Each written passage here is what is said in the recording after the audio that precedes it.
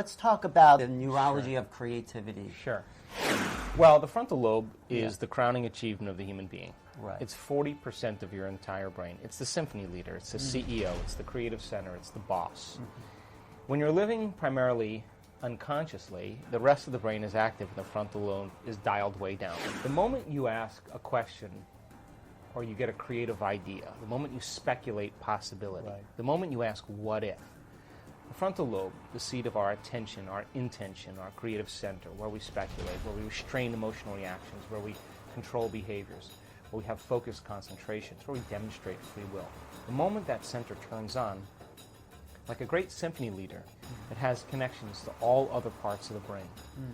And when you ask that question, the frontal lobe resources different neurological networks that's stored in your brain from things you've learned and experienced, and seamlessly pieces them together to create a new level of mind. And when that happens perfectly in tandem, and those neurons string together, you get an image or a picture in your head. That internal representation is called intention. Now you're locking on to something.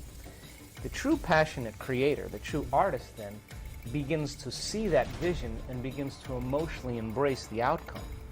The moment they begin to emotionally embrace the outcome, their brain and body are living in the future, in the present moment, and when they're transfixing their idea on it, they begin to lay down new neurological networks to reflect that vision.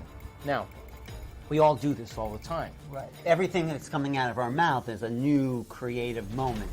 As long as you're in the creative process, right? And you're present. Yes. Right. So then once you get that vision, now you have to go through a process of bringing it to life. Now, this is where the rubber meets the road. It certainly is, because we get these moments all the time, and do we do anything with it? Exactly.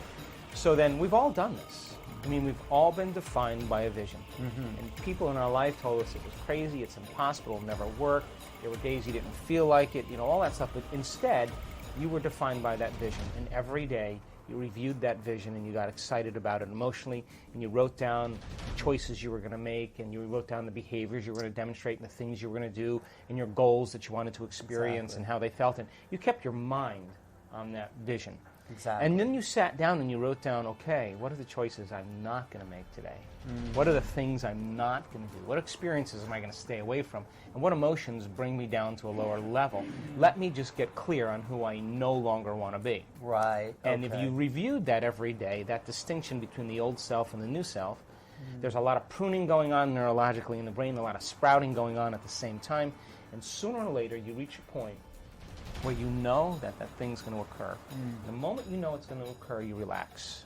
And now you're no longer trying to control or force the outcome. That's a big moment, though. That's we've all had it.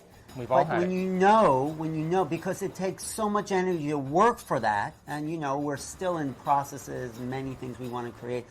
When does that moment, how is that? Is that a mystical moment, or does it know that's going to happen? I think that your mind and body all of a sudden align energetically with that vision, electromagnetically. There's a lock-in, and when you lock into it, now you don't even you don't even have to worry. You just know that it's going to happen. You have such a level of self-love and self-respect for yourself and for everybody that you actually step back and allow it to unfold and come to you.